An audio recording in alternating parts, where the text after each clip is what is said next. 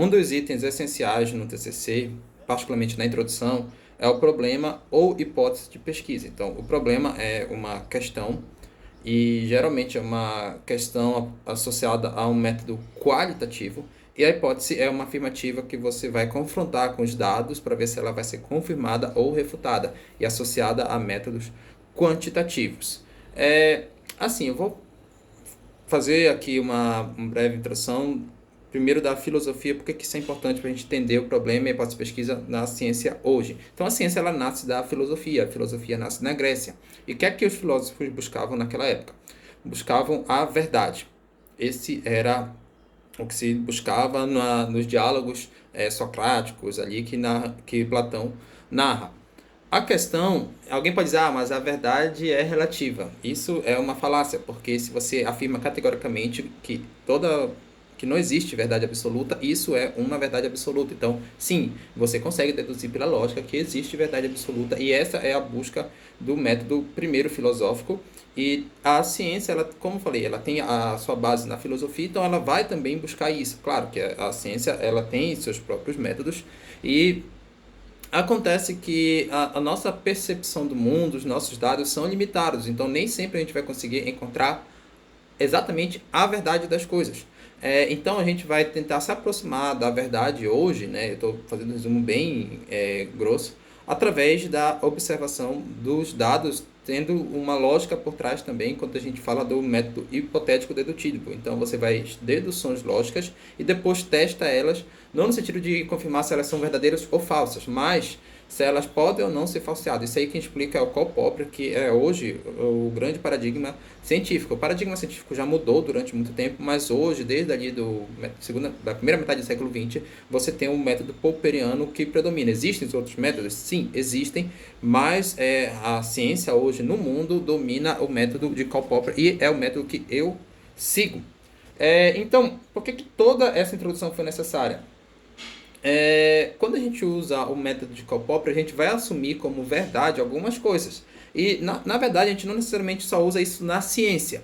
A gente usa no nosso cotidiano. Por exemplo, uma pessoa que é teísta, ela vai acreditar na crença em um Deus, seja lá qual for a religião. Então, essa pessoa vai tomar isso como verdade e vai, em tese, usar isso para basear a sua vida, seu sistema de valores e tudo mais.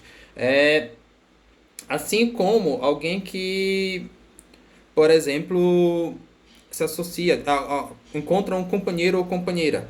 Provavelmente essa pessoa, se seguir lá os dogmas monogâmicos, vai entender que essa pessoa é fiel. Acho que mesmo se não seguir, mesmo se seguir uma poligamia, a fidelidade não é só com relação a questão de ter outro companheiro, mas a questão de ser fiel mesmo, de ser verdadeiro com o outro.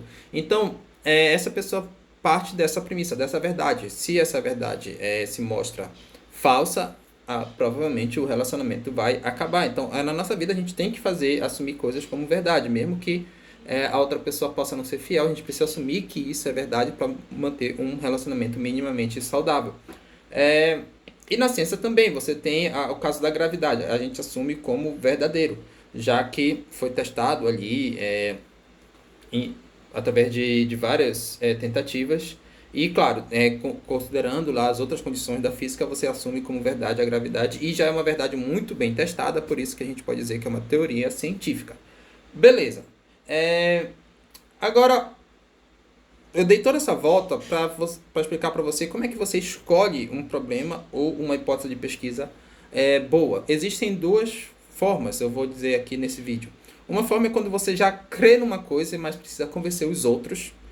Isso é muito comum quando os criacionistas eles fazem pesquisa científica. Então, a pessoa ali já crê no criacionismo. E provavelmente, essa pessoa, se ela for tentar confrontar todas as hipóteses derivadas do criacionismo e com os fatos, é muito provável que ela não mude de opinião.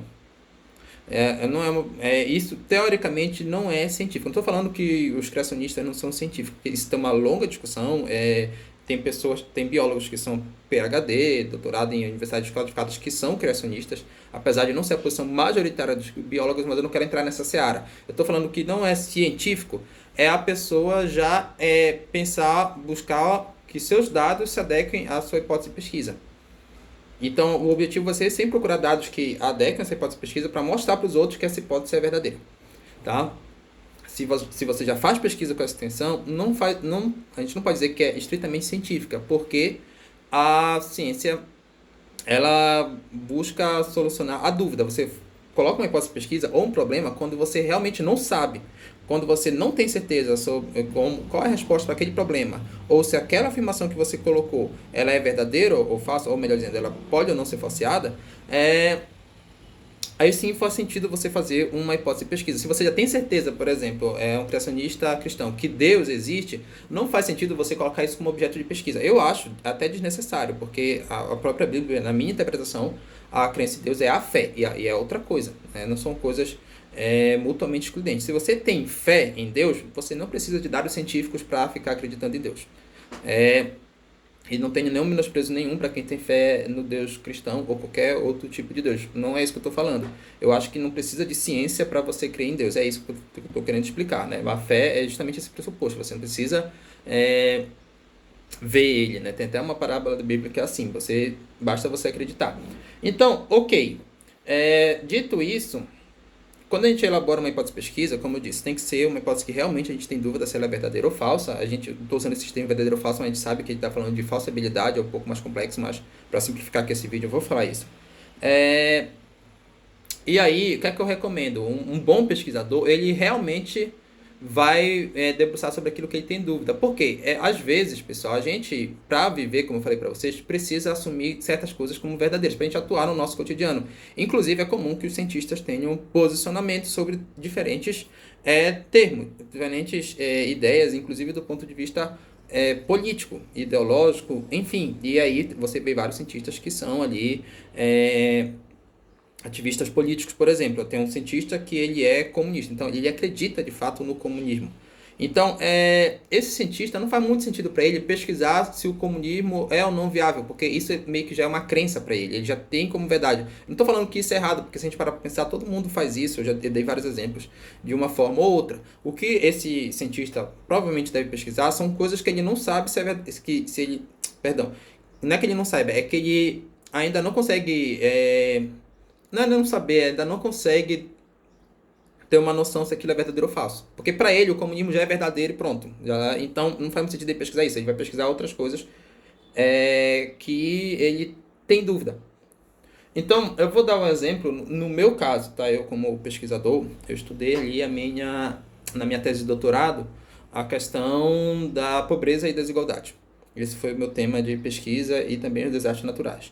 E derivado dessas reflexões sobre essa temática, eu tenho dúvidas sobre a questão da criminalidade. Por quê? Alguns autores dizem que a criminalidade ela é derivada principalmente da desigualdade social. Então, os países mais desenvolvidos vão ser os países que vão ter mais crimes. E tem estudos estatísticos, científicos, que mostram essa correlação. E tem também a ideia de causalidade entre essas duas coisas. Então, aqui no YouTube mesmo tem um economista que eu recomendo bastante, eu escuto bastante ele, é um economista mainstream, que é o Lucas Favaro. Tem esse canal Economia Mainstream, que ele também é um dos principais divulgadores e idealizadores desse canal, e ele falou isso num podcast, e eu já vi isso em mais de um locais. Tem também aquele livro do Thomas Piketty, que é um social-democrata, que também é da escola mainstream, ali, mais do keynesiana, que ele advoga isso, que esse seria um dos problemas da desigualdade na visão do Piketty. Ele escreveu um livro chamado Capital no Século XXI. Então, são economistas que eu respeito a metodologia científica e tudo mais, eu sigo eles de certa forma, né, eu já li, e não concordo com todos, mas eu respeito. E isso me causa dúvida se realmente isso acontece. Por outro lado, existe um economista que eu respeito bastante, que é um dos que eu mais sigo hoje, eu posso dizer em 2024, é a minha maior referência intelectual, que é o Thomas Sowell. E o Thomas Sowell, ele tem uma opinião diferente. Primeiro, sobre a própria desigualdade, ele diz que vários dados de desigualdade são enviesados, isso ele fala num livro chamado Fatos e Falácias da Economia. E também ele defende que essa criminalidade, que é meu grande objeto de dúvida, ela está muito mais relacionada à leniência de leis, né? Que existe lá uma racionalidade econômica do criminoso. Ele explica isso em outro livro chamado Economia para Além do Estágio 1, em que se você tem leis mais lenientes e também a aplicabilidade delas mais leniente com os criminosos, eles vão tender a cometerem crimes cada vez mais graves. Então ele faz essa análise de risco, né, do bandido, isso ele mostra no livro dele. Então, se eu hoje fosse buscar um objeto de pesquisa interessante para aquilo que eu não tenho uma crença absoluta, ou absoluta não, esse termo é muito forte nesse sentido, mas o que eu não considero como verdade seria a criminalidade. Qual é o que de fato causa a criminalidade? Seria mais a desigualdade ou mais a leniência das leis? Pode ser que sejam as duas coisas, mas para mim o que é interessante é descobrir qual delas é mais importante. E aí eu colocar essa hipótese de pesquisa. A desigualdade é causada, aliás, a criminalidade é causada principalmente pela desigualdade social. Isso é uma hipótese de pesquisa. E aí eu vou mensurar ali, através de métodos estatísticos, ver se essa hipótese é confirmada ou refutada, e aí poderia colocar uma hipótese alternativa. A desigualdade é causada principalmente pela leniência das leis. E aí eu vou ali ver se de fato essa outra hipótese é confirmada ou refutada. Pode ser que as duas hipóteses sejam refutadas, pode ser que as duas hipóteses sejam confirmadas com diferentes níveis de significância estatística, mas é exatamente isso. Então, a ideia desse vídeo, ficou um vídeo longo, é você não deve fazer uma hipótese, um problema de pesquisa do nada, ou sobre uma coisa que você já tem como uma crença, né? Como uma verdade que você não tem muito interesse em descobrir se aquilo é verdadeiro ou falso, porque você não tem alternativas para aquela, você não tem uma dúvida realmente implantada na sua cabeça. Você, como pesquisador, vai atrás da busca da verdade, como comecei esse vídeo falando dos filósofos gregos.